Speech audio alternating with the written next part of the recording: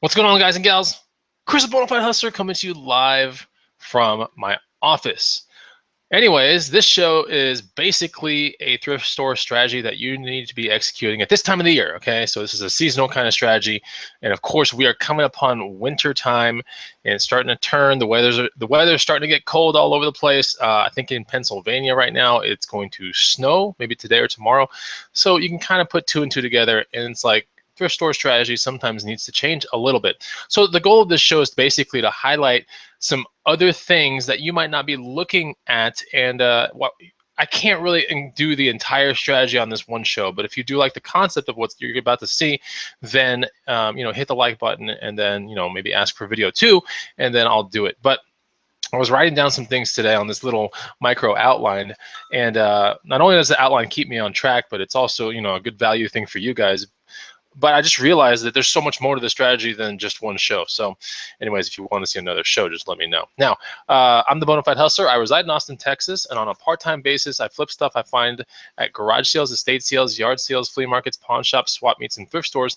And I put it on places like eBay, Amazon, Craigslist, my antique booth, and other consignment stores in town. So anyways, that's what I do, and the first link down below will get you an amazing free guide called 100 Amazing Items to Resell. It's sitting right here. This is not the guide, but this is like a little laminated thing so I can kind of conceptually show you what's going on.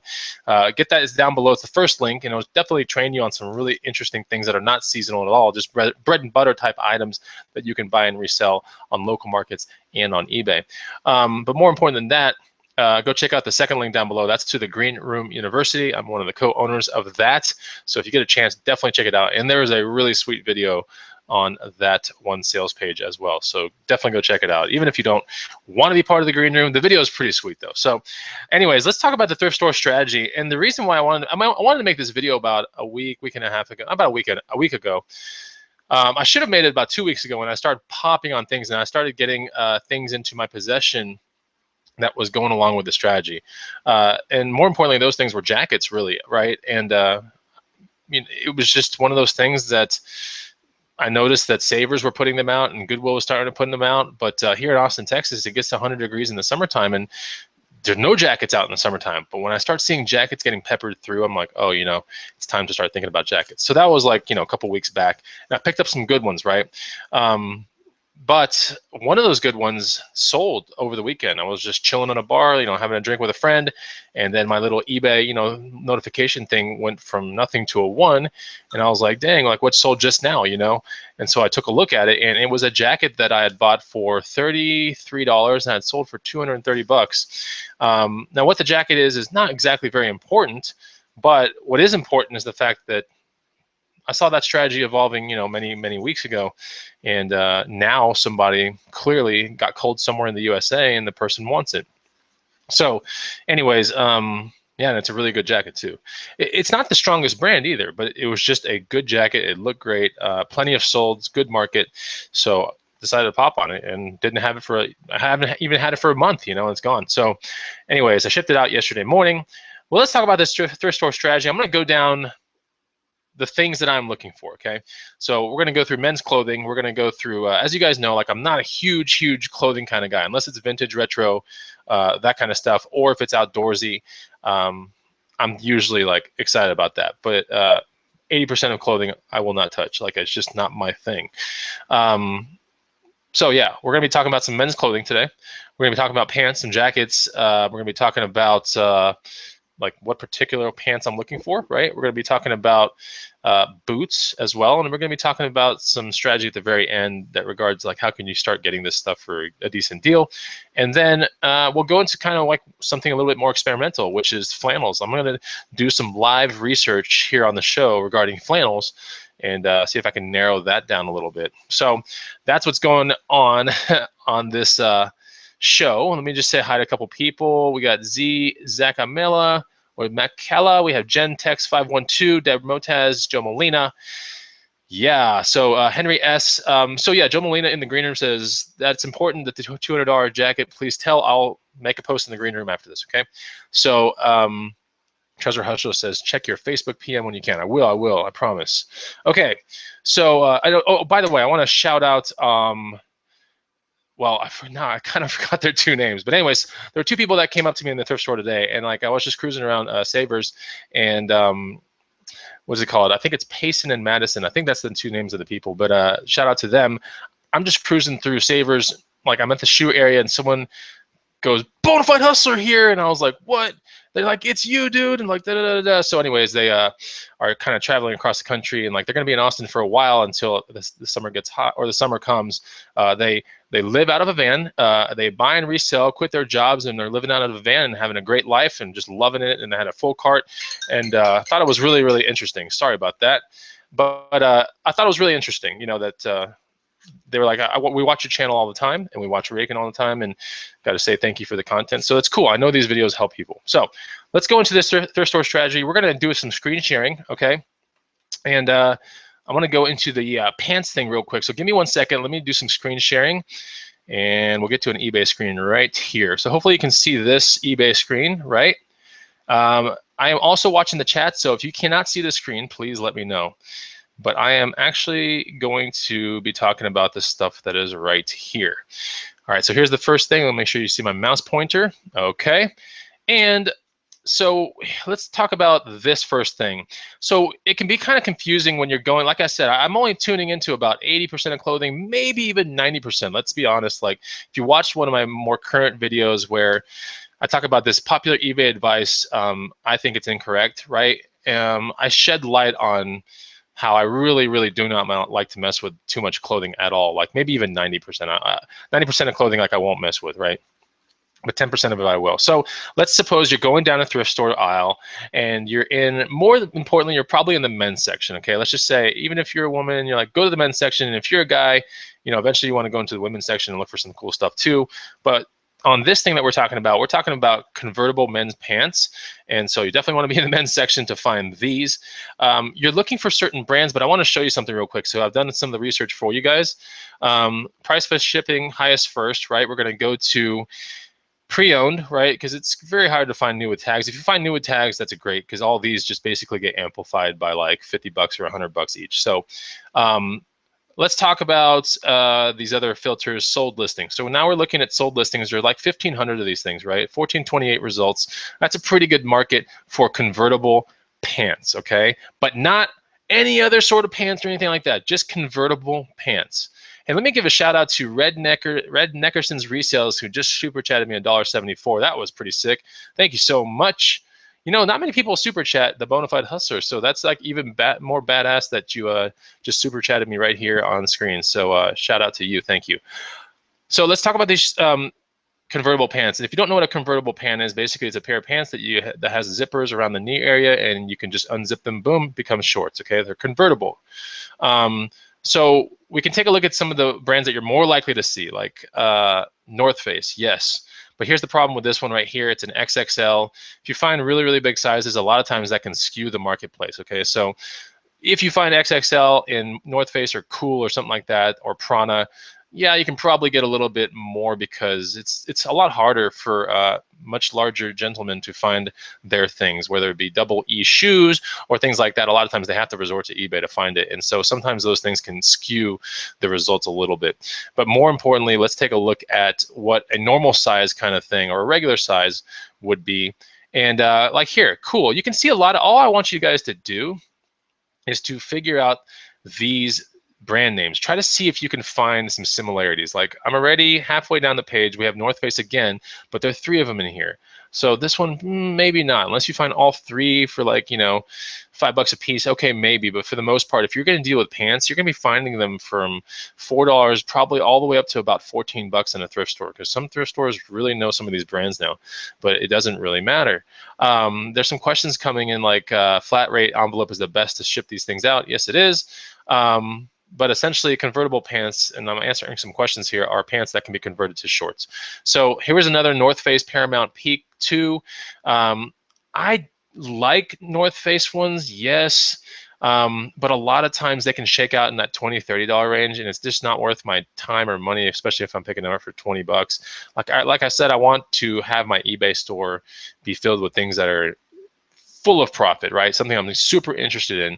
I like stuff like this, but I have to be really into it.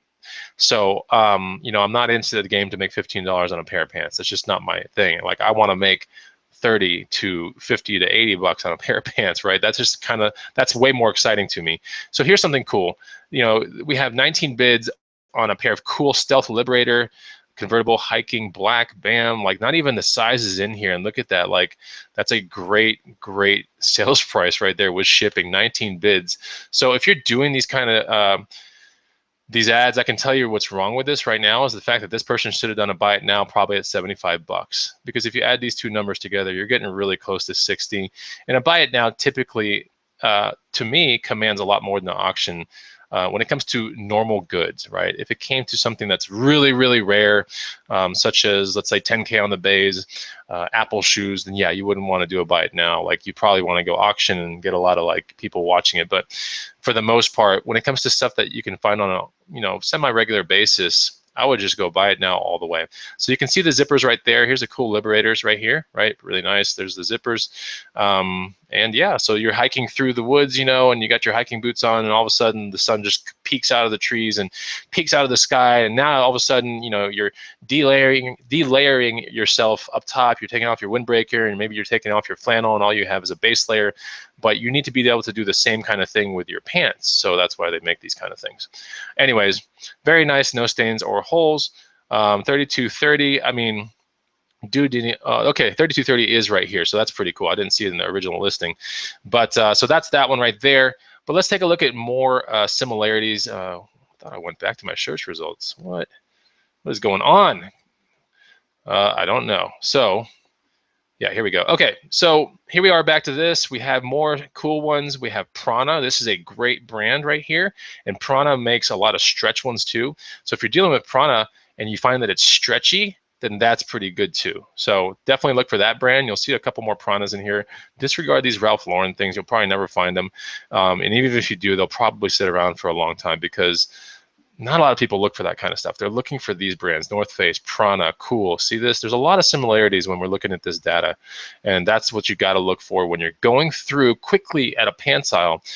You know, the key to make a lot of money in a thrift store, or just to make a lot of money with a route, is to be able to decode as quickly as possible what is going on. So you're traveling through the pants aisle. Yeah, I want you to look for like normal pants that are cool, right? KUHL. But if you so happen to be paying attention to the actual legs of the pants and you start seeing that zipper thing or that hem looking thing like this, right? It almost looks like a really big stitch, and you find out there's a zipper underneath, take a look at who it's made by, right? Because it's more than likely going to be made by like Columbia, and I would pass most of those up. In fact, just about all of them. But in the odd chance that it's actually a Cool or something like that, or one of these Prana stretch ones like I was talking about earlier, you know, then you would probably want to look definitely, you know, a lot harder into it. God, this market has stayed, actually I think has gone up, man. These Paramount peaks used to be around 35 bucks back in the day, and now they're like climbing, so that's pretty cool. But anyway, so some more cool stuff, some Cabela's, but for the most part, there are 3 distinct brands to learn right here. All right, so I want to show you that right there. That's definitely part of the strategy, especially when it starts getting colder. People want these kind of things. Let me go into the chat for 1 second. All right, we're good. We're still good there. So if the screen share is blurry, is it here? Let me know. I mean, I expanded it to everyone.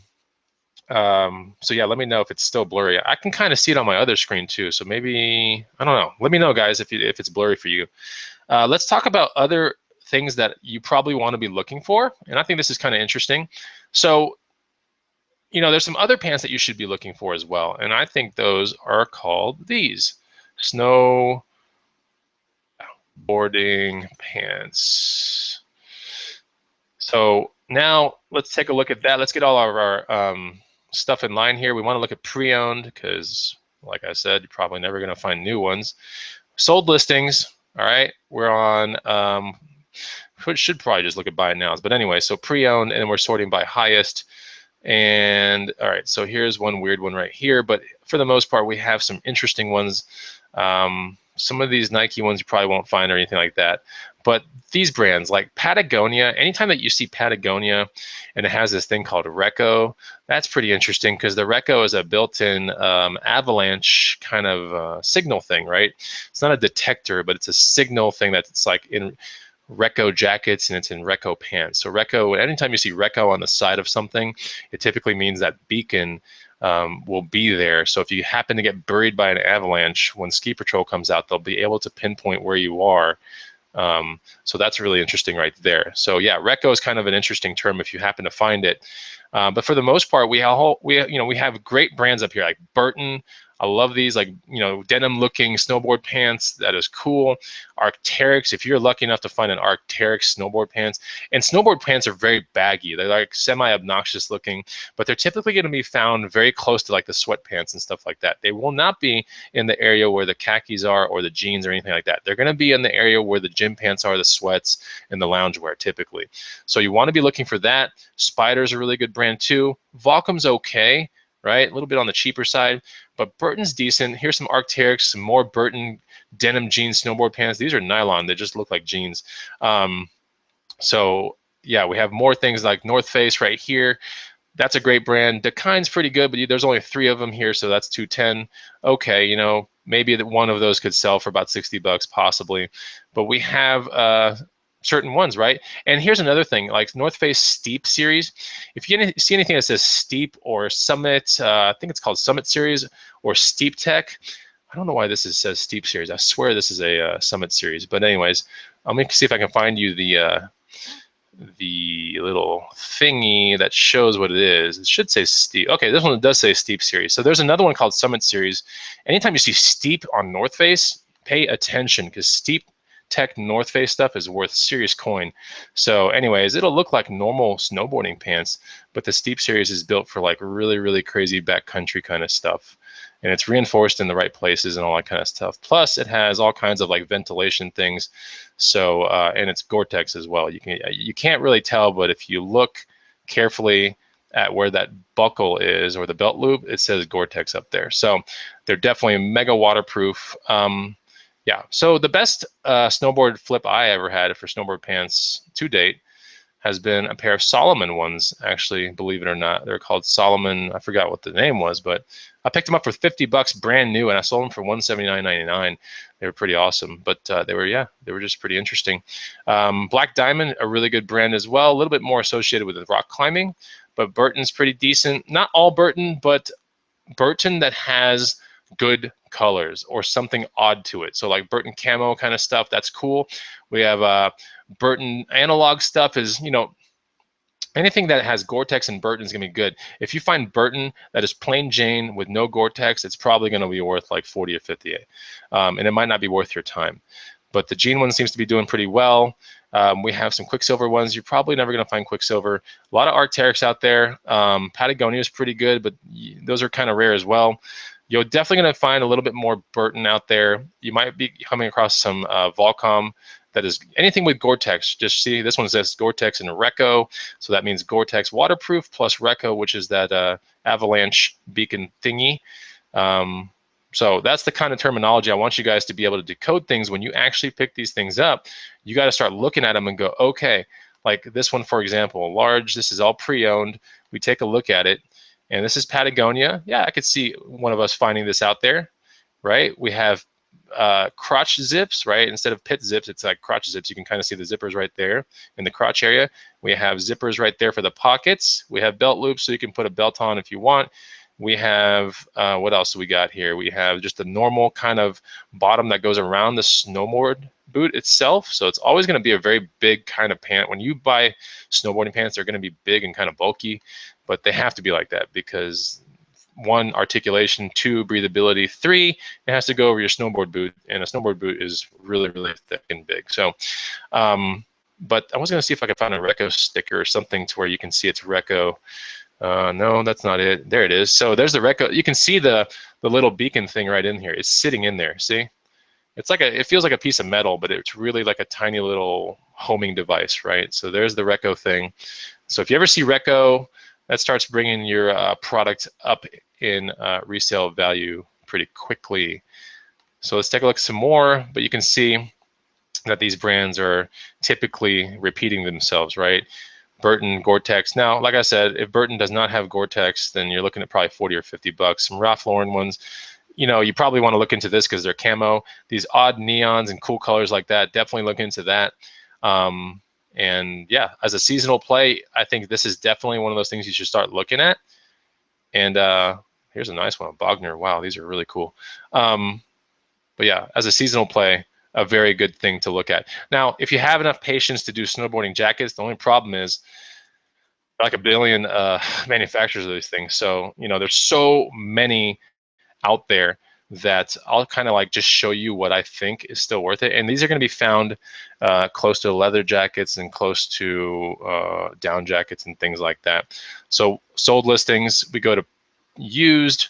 There's a huge market, but a lot of this is going to be really, really, really bad brands. So I can tell you right now, if we look at the side right here, here's some of the brands that are probably you might be holding onto this product a little bit longer than you want. Columbia is going to be one of them. So let's just say we want to look at Burton.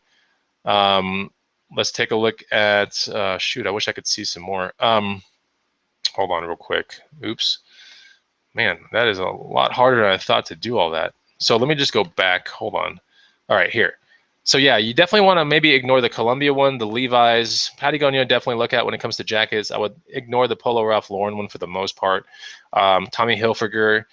You would probably want to ignore half of North Face. Definitely look at all of Spyder. So yeah, and some of the Oakley ones are great too, if you're lucky enough to find the Oakley ones and stuff like that. Bogner's a great brand, but it's typically like usually like a super rich person brand. It's very hard to find it. If you ever go to like really cool Richie like ski resorts, you'll see some people wearing some Bogner stuff. But most of them are going to be using Spyder. Spyder's very big with the ski scene. So Spyder's a good one. Every single season I flip somewhere between what seems to be 2 to 4 pieces of Spyder. They can sometimes be a little hard to identify because they've made a lot of jackets, and a lot of them just look alike. So you have to go to Google Images and figure out what you got. And you also have to decode it based upon what you see in the jacket. Like this one might say Dermazax EV. This is it's water resistant to this many things, and you're gonna have to look at all the little terminology that's on the jacket, and you can describe that as your key terms. Stuff like BAPE, which is bathing ape, probably never gonna find that. You might find some Arc'teryx. You might find some North Face stuff out there, but like I said, North Face with Gore-Tex is going to be a really, really good bet. Here's some Steep Tech stuff. I actually sold a jacket that looked just like this thing in the heat of summer for like $170, and I picked it up for like, I think 12. So anyways, I picked up the jacket part. You can kind of see what Steep Tech does, but it's a lot harder to find. I just want you guys to look at some of these really good brands. So yeah, Patagonia, great. Here's another Dermazax Spyder. And yeah, great brands right here. Volcom, not the strongest brand, but if you were to find it and you can decode it, this would be a tough one. A lot of times when you deal with snowboarding jackets, it comes down to like the fit and finish and the weather stripping of the zippers and all that kind of stuff. And let me just show you with a $600 Patagonia example. Like if you're to find any brand really that's halfway strong, and let me see if I can get that zoomy thing going. All right, here we go. Yeah, so you can see some of these zippers, they have like a reflective piece around them, and that's like the weather stripping of the zipper. Let me find a better example so you guys can learn a little bit, because that's a huge part of it. Maybe this one. I've never heard of this brand, right? But if I saw this, let's see if this one has it. Yeah, so I don't know this brand, all right, but if I was to just look at this at a thrift store, I would see that weather stripping right there on that one zipper right there. You can see it. It's almost like a little rubber thing that goes around to make sure that water doesn't go into the jacket. I would look this jacket up in about 2 seconds, and I would more than likely be buying it, right? And that's what it takes sometimes. But if you watch shows like this, then at least you're going to get primed and know what to look for. So yeah, let's take a look at this one, see if we see any of that weather stripping. You can kind of see it right there. It's really odd looking, but trust me, if you've come across it before, it's really cool. Plus, if you go inside the jacket and you see like what's called taped seams, then that's a huge like thing to look. That's a huge kind of like gold mine symbol. So you can see the seam right there, and it's called a taped seam. It's like a seam that's been stitched over. Then they put this kind of cloth or nylon tape over the seam itself. See that? It's taped. It's really cool. Trust me. I own a couple tape seam jackets, and they're just like something I could not get rid of. Here's some good weather stripping on the zipper. You see this thing? It's like the zipper. It's like something you've never seen before. You don't even see the teeth of the zipper right? Because the weather stripping, or I guess that's what I call it, but the zipper stripping seals it all up. So if water was to hit this thing, it would just go right off of it. It would never permeate through the zipper. And so that's what I want you guys to look for, the signs of high quality stuff, especially in the snowboard jacket kind of realm. All right, so I'm gonna go back to the search results, and maybe I can shed some light on a couple more things. You know, some people might ask me, what about vintage or retro, really loud ski gear? Look, if you can get into it for like $5 or maybe sub $10, and it's really wild looking, like super wild, then yeah, that would be something to look for as well. In fact, we could do a little bonus section right here, and we can just say ski jacket vintage. Let's see, maybe neon, maybe? Let's go with that. See what comes up. Okay, so you can kind of see right here what I'm talking about. This is definitely something to look at, but the brands are going to vary heavily, all right? So we're sorting by highest. We have, in the past 90 days, 209 results. So I'd consider this a decent market. Not the best, but decent, all right? There's so many brands here. So I've actually hustled Nevicas before.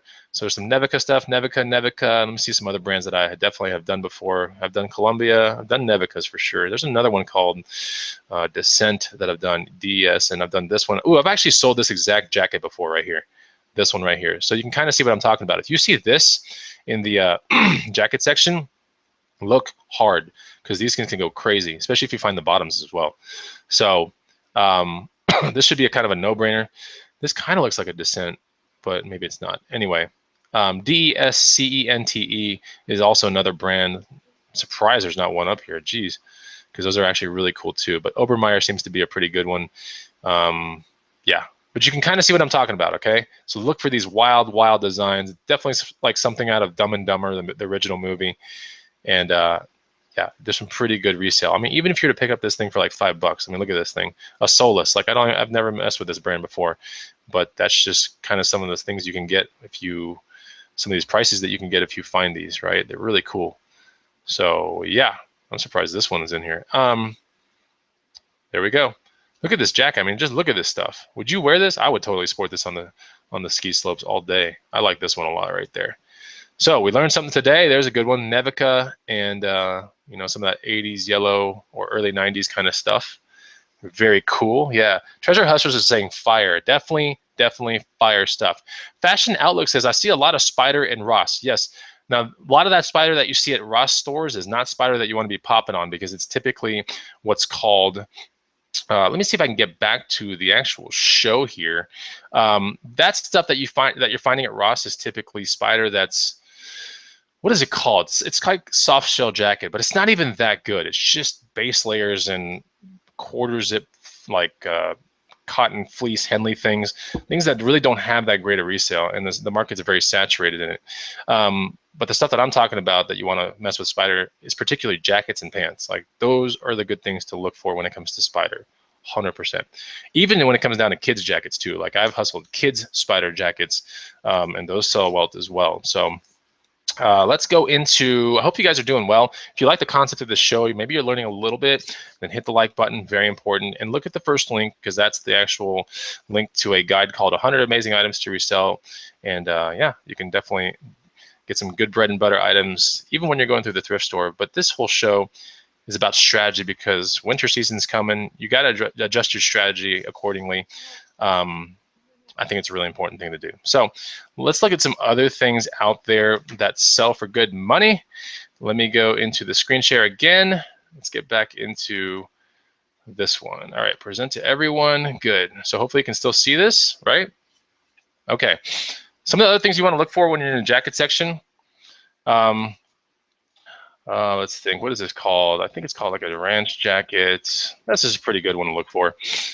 Ranch style jackets are pretty interesting, right? So we go to sold listings, we'll go to used, and it should be on highest first. Okay, so ranch jacket men's. It's typically, this is where most of the action will be. Let me make sure my filters are good. Clearly we can see what Bonafide's been looking up right here. Some Roost Guard stuff, some vintage Wrangler stuff. Anyway, okay, so I think I got my filters good. Yeah. So here we go. Yeah, there's some LLB vintage sheepskin stuff. That's not really a leather. I guess it's ranchy. But when I think of ranch jackets, I'm thinking of things that are built really tough and that is very resistant to abrasion, right? So once we look at that and we kind of think about that, we start looking at, okay, like something like this, right? This is it. Oh, yeah, something like this. I'm thinking more like canvasy. Here's a Patagonia one that's really interesting. And maybe ranch jacket wasn't the best search term. Here we go. Carhartt blanket lined work jacket. That's pretty cool. The one I really want, I mean, stuff I want to show you guys is, I guess they call them field jackets. Maybe that's what I was looking for. Field jackets are really interesting. Yeah, I think that's what it is. All right. So let's go to pre-owned. There's 1,500, yeah, 1,500 of these things sold. And field jackets are really cool. They typically have a little bit longer, right, look to them, and they can sometimes draw in at the waist area. So here we go. Filson, CC Filson, oil tin cloth field.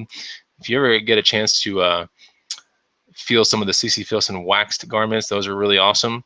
Willis and Geiger, a great company. But typically a field jacket's going to be something a little longer, with a lot of times pockets that are kind of big. Sometimes you want to put your shotgun shells in there or your spent rounds or whatever. And sometimes they can draw in the middle, like this one right here, a National Geographic one. So definitely look out for field jackets. They're very interesting looking kind of things, but they typically have two bigger pockets in the front, right? Even this vintage Sears one sold somewhere in the UK. See some other brands that I definitely know about. G-Star is a little bit more of a fashion brand, so this might not really be used in a field so much. But when you're looking at field jackets, I'm thinking of this brand right here. Thinking of Orvis. I think of certain Barbour, right? I think of that, which kind of looks like this. Barbour stuff looks like that a lot. Mackinac stuff's pretty cool. And here's some vintage polo stuff. But just remember, a field jacket's going to be classified typically with two pockets in the front like that, a little bit longer than a normal jacket. So definitely look for field jackets. They're pretty awesome. There are a fair amount of good brands to look for. But definitely interesting. Here's an Orvis right there. Look at that. An Orvis plain Jane field jacket. That's plain Jane to me. Like, I'm sorry. But like, if you aren't accustomed to really filtering through jackets in the men's area, you could easily go past this one and not know. Like, you might just be like, oh, Orvis jacket, like, and find a khaki looking one and be like, all right, it's not worth anything. But if you didn't know about field coat or field jacket or hunting or these key search terms, you would never know that it sells for this much, right? Mackinac style stuff is pretty cool, whether it's Woolrich or LL Bean. That's typically this style right here, where it's like plaid looking, right? And it's typically Mackinac will usually almost always be wool or a wool blend. So that's a pretty kind of thing right there. I sold a Mackinac jacket in the heat in the middle of summer here in Austin, Texas, like this year. It was crazy. So here we know. Here's another Mackinac right here, a Pendleton Mackinac wool coat jacket. So that's another good one to be looking out for. And these Mackinac ones are going to be really thick. So if you don't know what a Mackinac kind of feels like, when you pick it up, you're like, oh, like this feels like a high quality jacket. It's definitely thicker. Anytime you're dealing with wool, hold it up to light and see if you can find some light permeating through it, and that'll show you where the holes are. But yeah, so anyways, I'm really surprised some of these LL Bean ones are selling for such high money. That's crazy. Anyways, I love looking at this stuff because it just trains my eyes, and it's fun research, right? So yeah, you guys have me here talking to you guys about it, but you know, when you guys aren't here and I'm not doing a YouTube video, I'm still looking through this stuff because it's really interesting to see what does sell for good money, right? This guy really missed on the Mackinac kind of thing. I guess it's a shirt. Yeah, Mackinac jackets are typically, they got bigger pockets. I guess he got it right.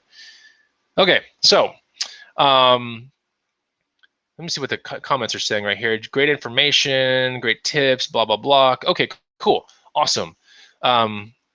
Yeah, all right, let me do something real quick. I'll show you a Holy Grail item. You know what? Let's get you guys a little bonus here.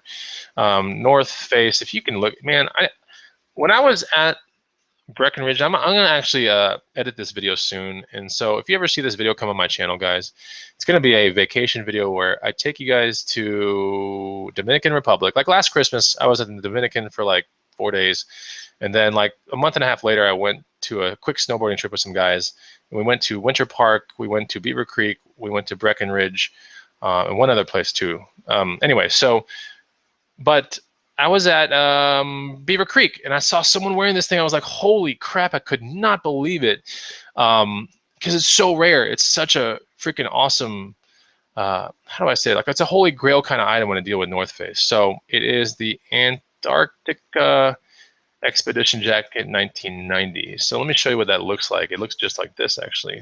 Dude was wearing this thing and skiing up and down the slopes. I honestly thought about being like, holy crap, that's a really nice jacket, and like offering him like, you know, $300 for it. That crossed my mind right there at the ski slope. But it's probably never going to be new. So let's look at this. And I want you guys to see this holy grail item because, you know, it's 1 degree. I didn't know the guy, but it's within my eyesight. I saw this thing in real life, and it was just so neat looking. But it's kind of like a thinner type jacket. It's not puffy or anything like that. It's pretty much a thin jacket, but it's very long, and it's called the Trans-Antarctica Expedition 1990 jacket. Now, there's other North Face stuff that has to deal with the Antarctica stuff as well, but let's take a look at that jacket. So there it is right there. You can kind of see it. Look where it's shaking out at. Man, all these people are putting it on auction. Big mistake. You should have put that a buy it now. But yeah, they make these right here, which is Supreme's collaboration with North Face, which you're probably never going to find that one. But I'll show you another one that I did find. There was a backpack that kind of looked like this that I found for $10 at a Goodwill. Sold it for 109, like literally within a day. Here's a North Face Rare Trans-Antarctica 1990 Denali fleece.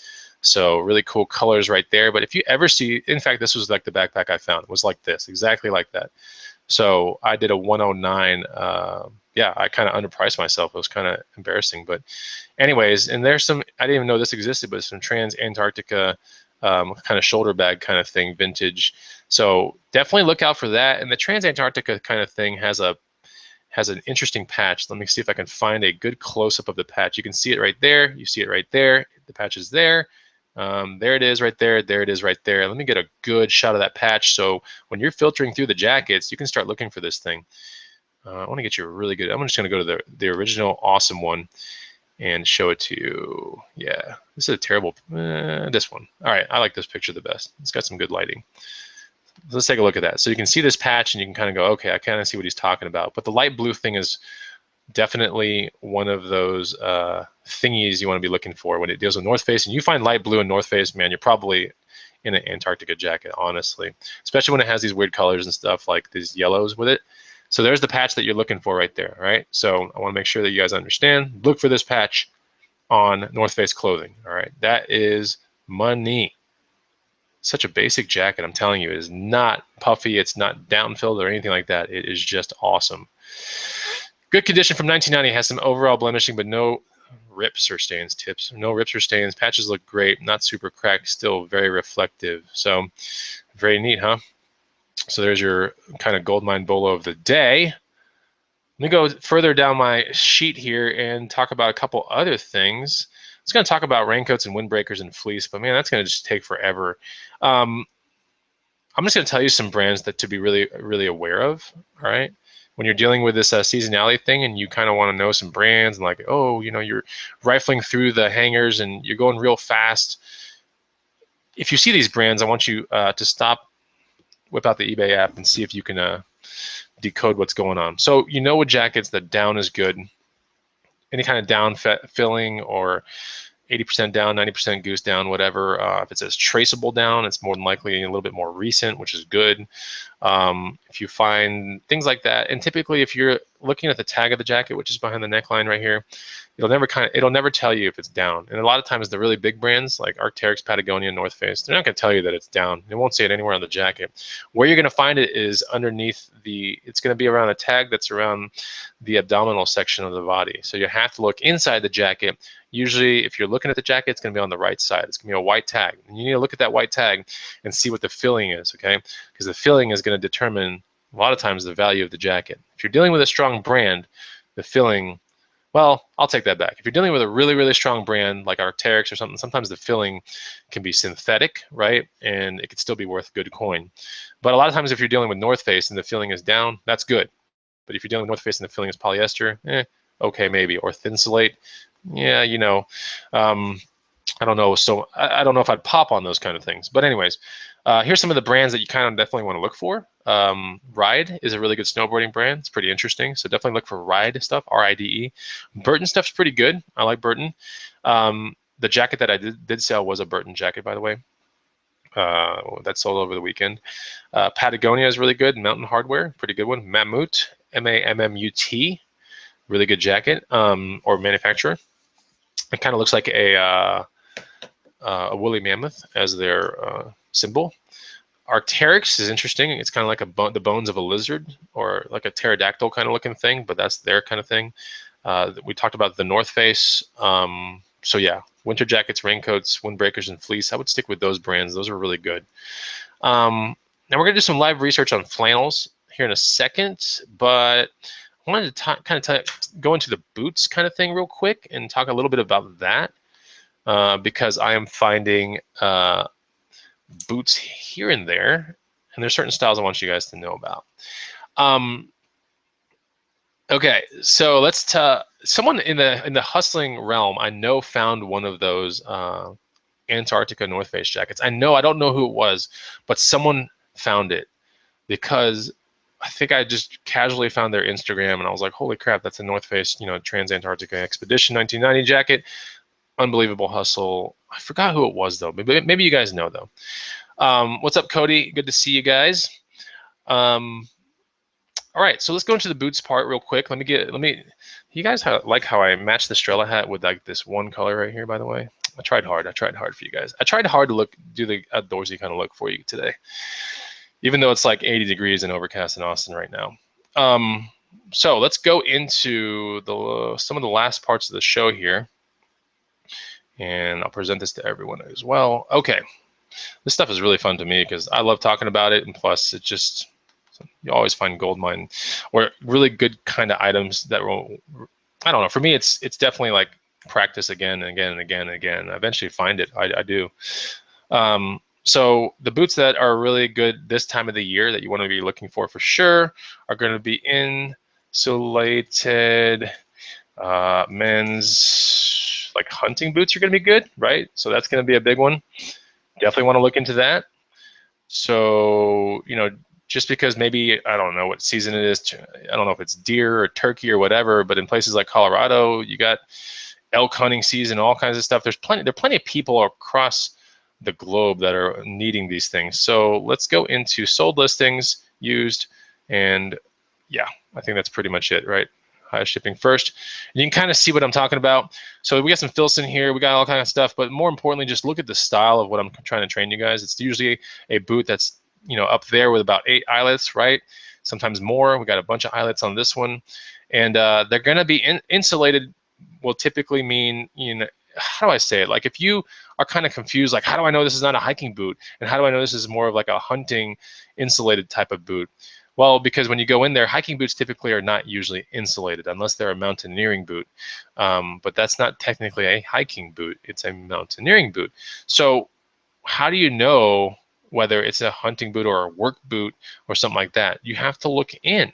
And inside the tongue, it'll typically say stuff like Thinsulate or something like that. And then if you're lucky enough, you'll find how many grams of insulation it is, and you can see that 1200 is really good. Like this will put you in probably sub 30 degrees or close to 0, and you can still walk around and your feet will be okay.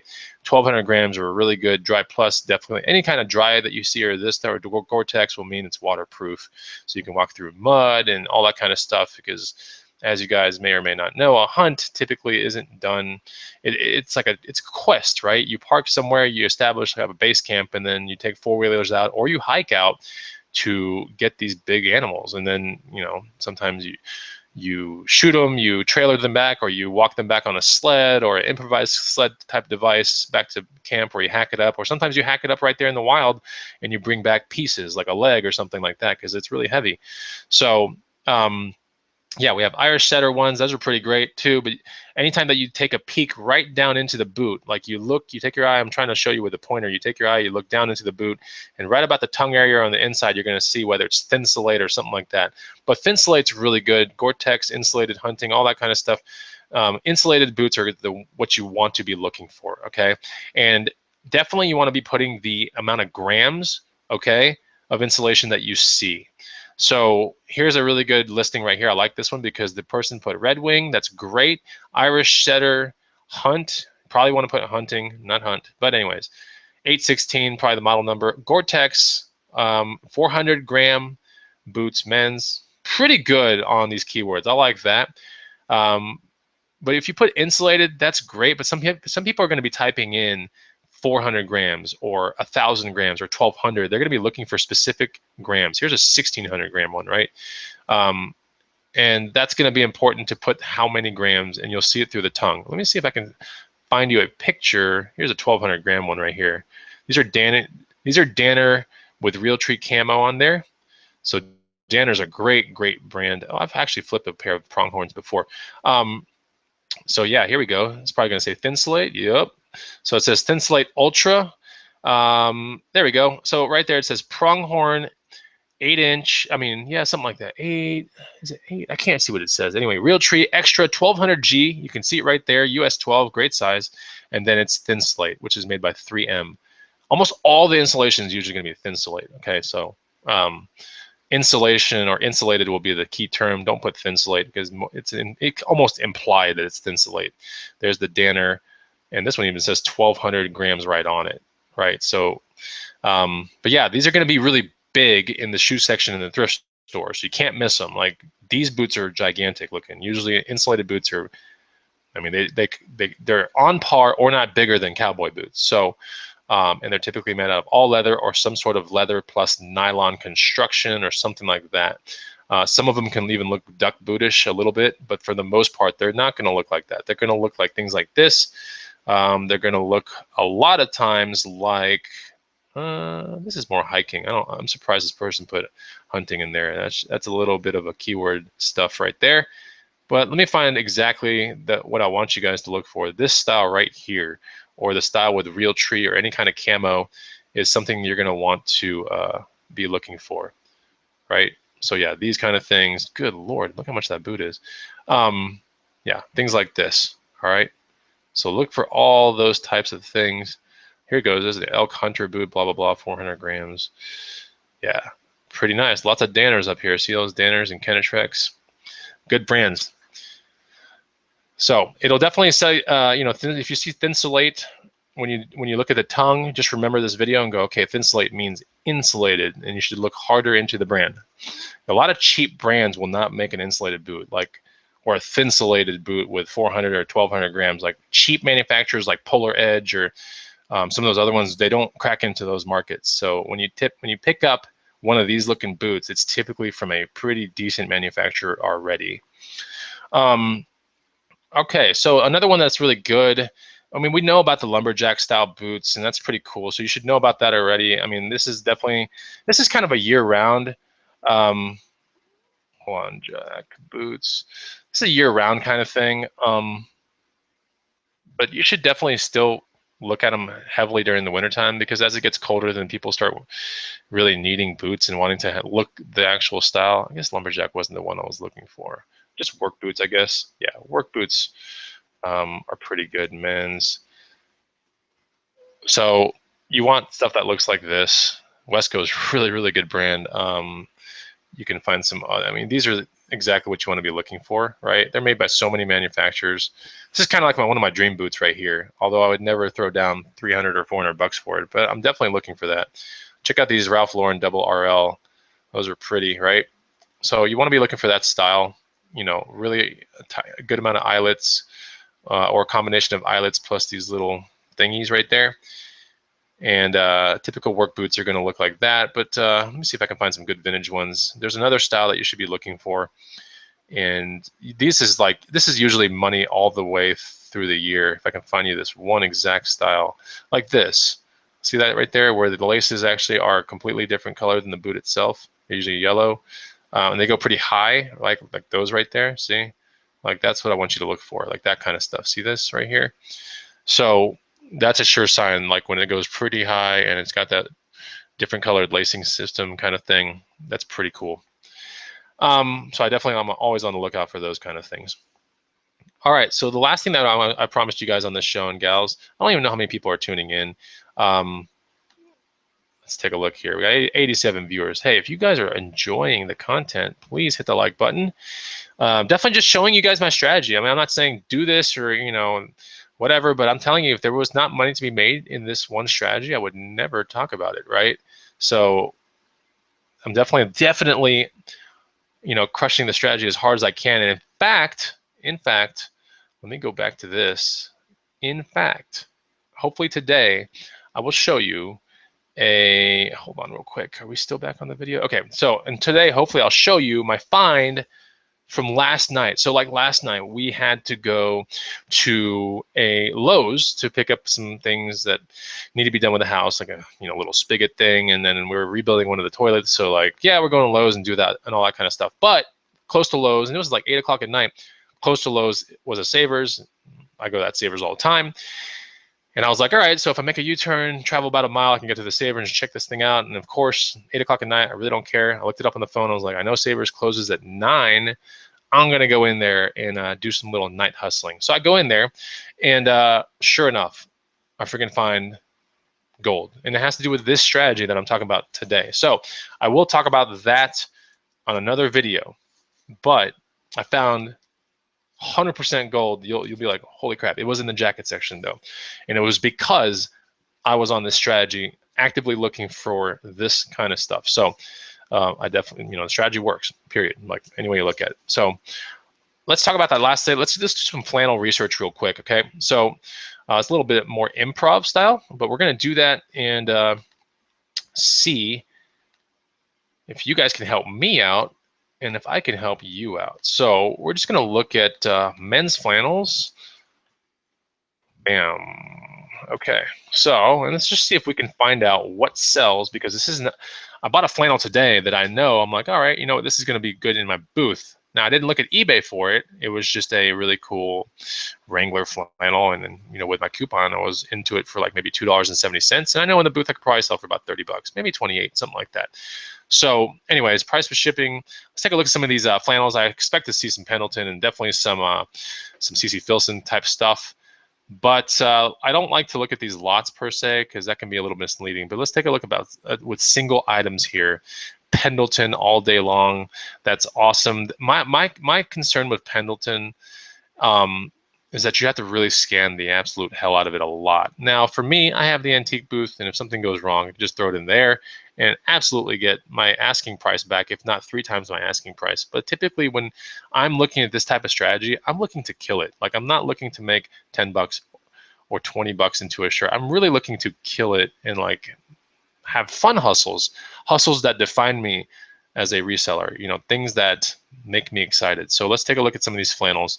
And I kept the search terms really, let me just go singular right here, right? Men's flannel instead of flannels, because I don't want to trip up. I want to find the exact, I want to find the most possible. So what do we got here? We have 17,000 results. Jeez, that's crazy. Pre-owned, sold listings, 17,000 in this market. That is crazy. So let's disregard some of this Bathing Ape stuff. You might find it, more than likely no, because that stuff's on par with Supreme and all those other brands, and the collectability of that kind of stuff is just really high, and it's very hard to find at the thrift store. All right, let's disregard the Givenchy as well, because that's a little bit more fashion-y, right?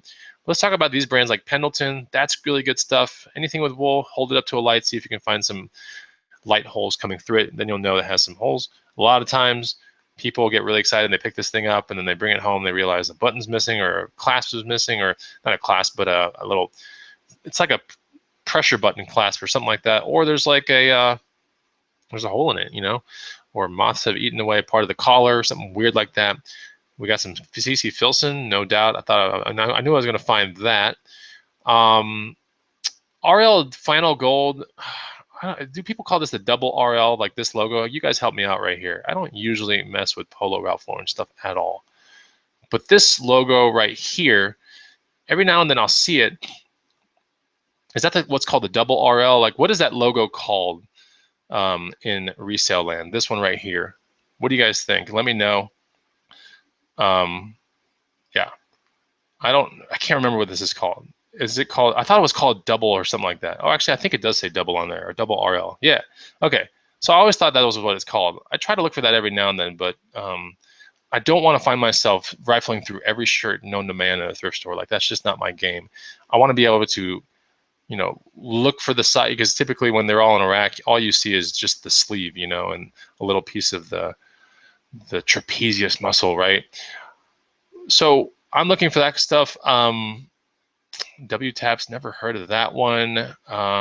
Black herringbone stuff, I probably would look a little into this, but I don't know what it feels like.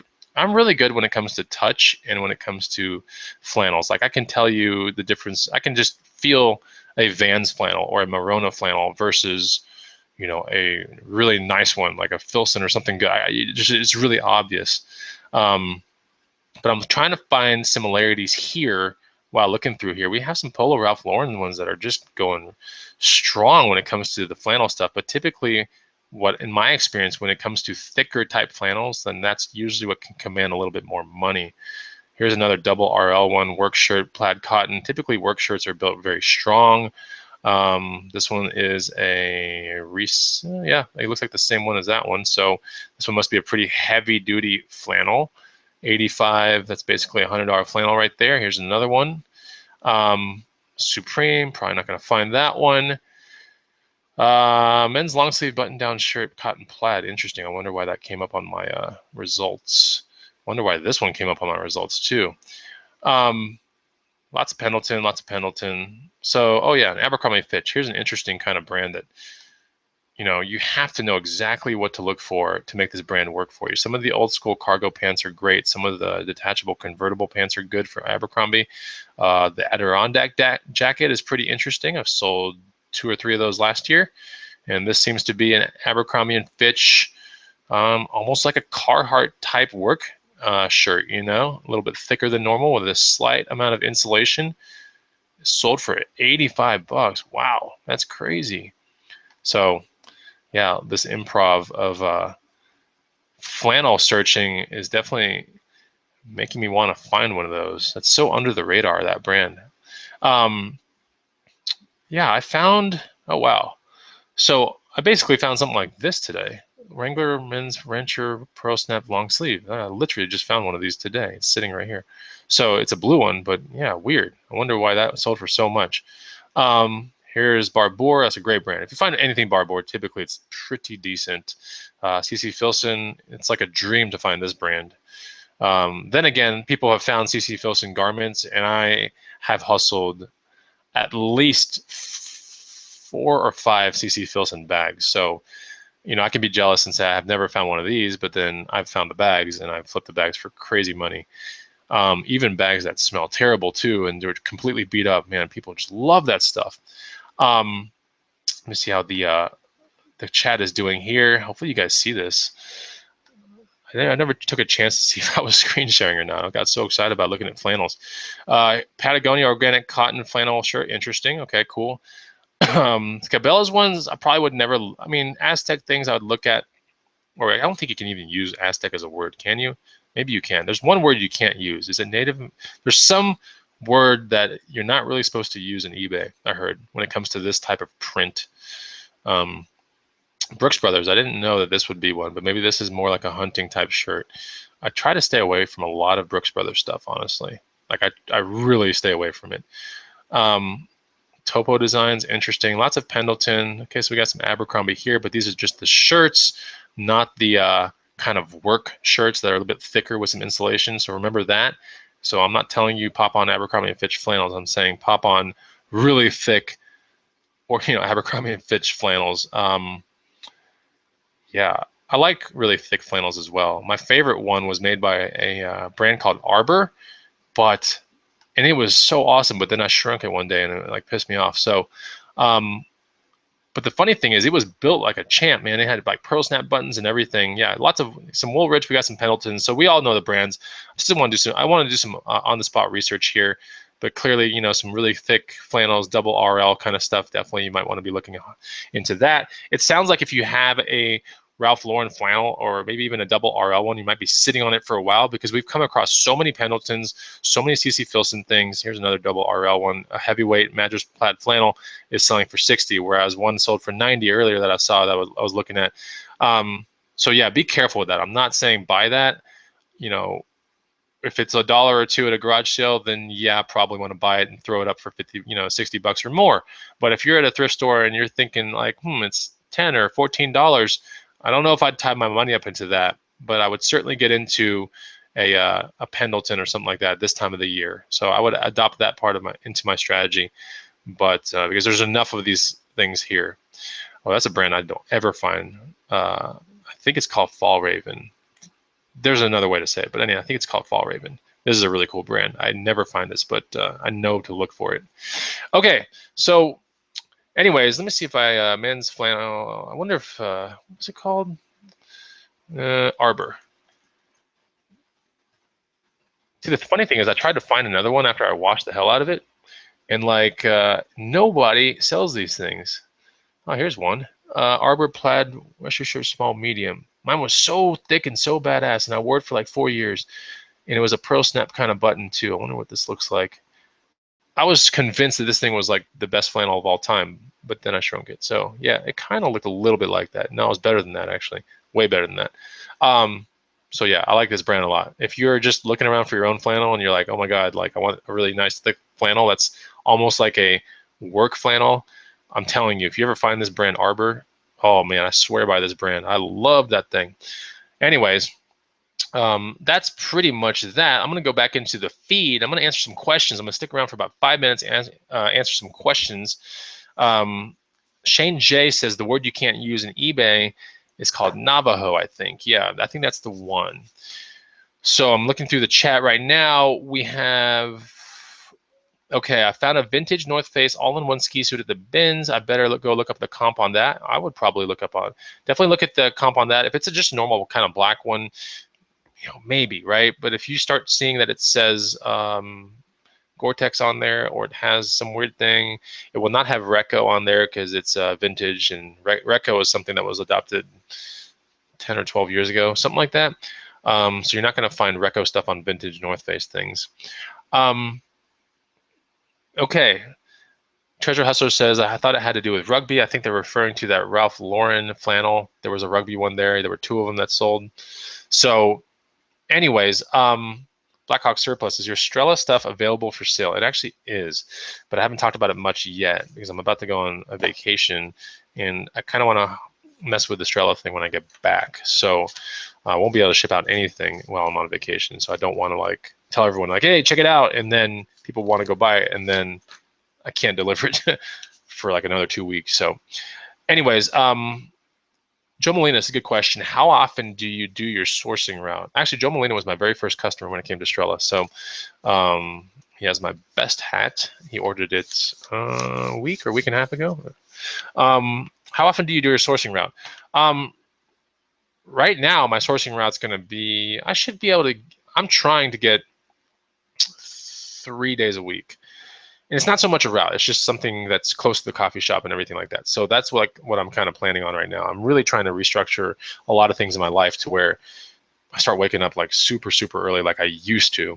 And so I'm really trying to be at the gym at 6 in the morning, wake up at 5 in the morning, first meal at like 9 in the morning, like everything really, really structured during the week, and then completely cut loose on the weekend. So like that's kind of like where I want my life to go. And yeah, so I do a lot of studying. I call it studying. Anytime I do work at a coffee shop or something like that, I always call it studying, just because of college days and MBA days and all that kind of stuff. I was always studying at a coffee shop. So anytime that I go to a coffee shop to do work, I still call it studying. So yeah, and there's another thing that I've been studying more about. I'll share it on another video probably today, about just an opportunity that we all, I think, have, but I'm going to go into it pretty hard. So anyways,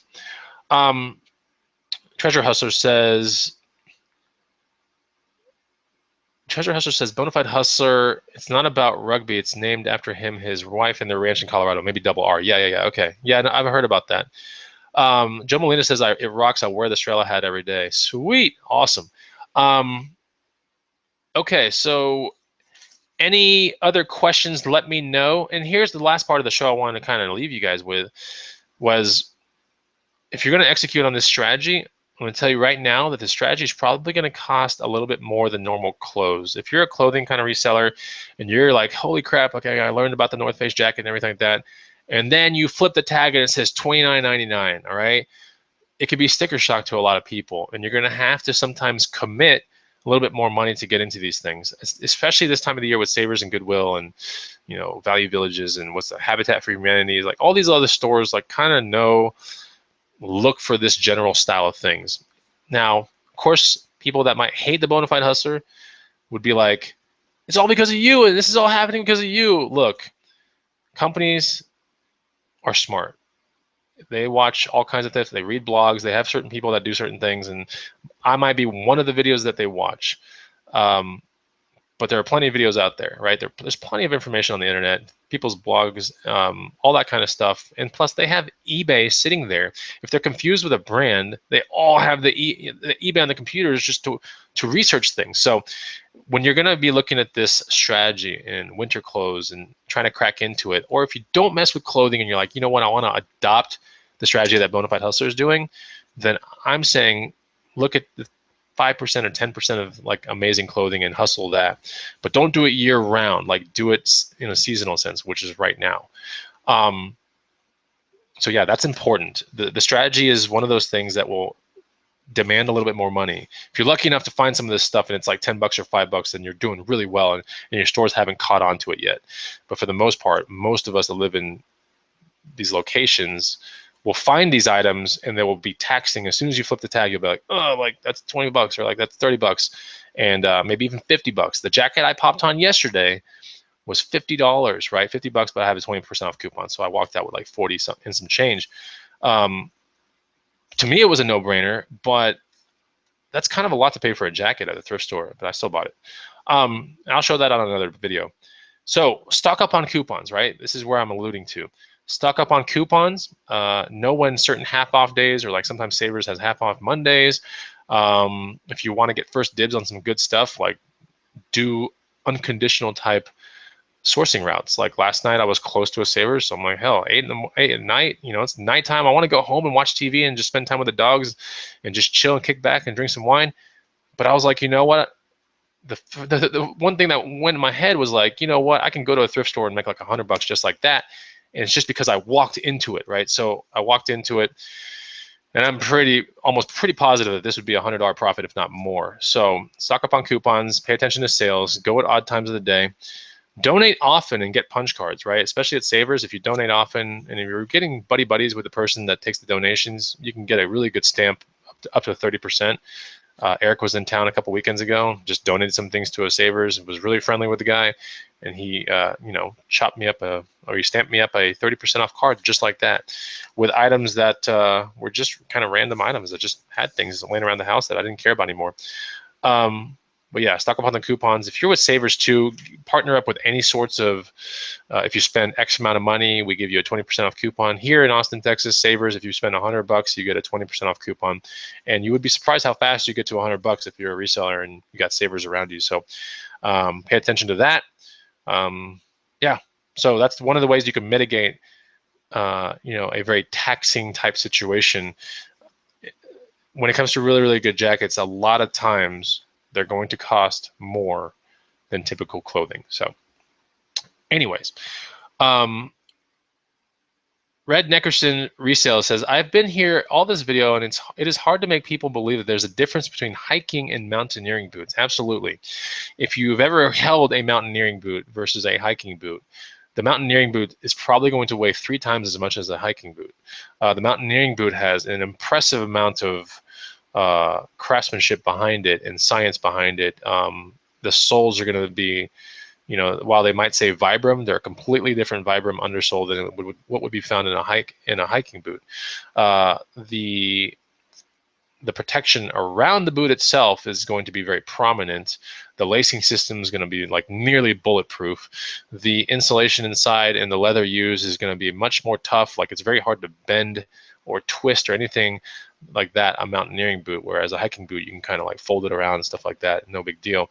Mountaineering boots are, a lot of people put them in snowshoes, and they put crampons on them so it can go up ice walls. these are the type of boots that take heavy abuse, but they have to be able to take you to very distant places. So yeah, if you ever get a chance, look up mountaineering boots and then look up hiking boots. If you're putting mountaineering as one of your keyword stuffing kind of things, I mean, be sure you know what you're, when you say mountaineering, make sure you got mountaineering in your hands, because there's nothing worse than somebody that thinks that it's a mountaineering boot and you sold them some Vask hiking boot, for example, just because you didn't know about the keyword. So a hiking boot is really awesome. Typically, the best brands are going to be like La Sportiva, some Solos, but mostly La Sportiva is going to be the big one that you want to be looking out for. That's the best brand when it comes to mountaineering, and at least that I know of. Scarpa is really good too. So check that out. I've done a video about not just that, but it was in one of my videos about a month and a half ago, and I actually went through exactly what to look for on a mountaineering boot and how to differentiate it from a hiking boot. So anyways, there's that. I think that's pretty much my video. I was going to target for an hour, but I got kind of carried away, and it's a lot of fun to hang out with you guys. So hopefully you like the thrift store strategy. If you enjoyed it, leave a comment. Maybe you want to see another part of the strategy as well. I can make another video for you guys. Till then, that's pretty much it. Be looking for another video where I show you the find from yesterday that I found at Savers, and yet another video where I talk to you about an opportunity that I'm going to be starting to work on heavily. So that's coming around the corner, guys. Thanks for tuning into my channel. I'll see you on the next Bonafide Hustler video. Take it easy and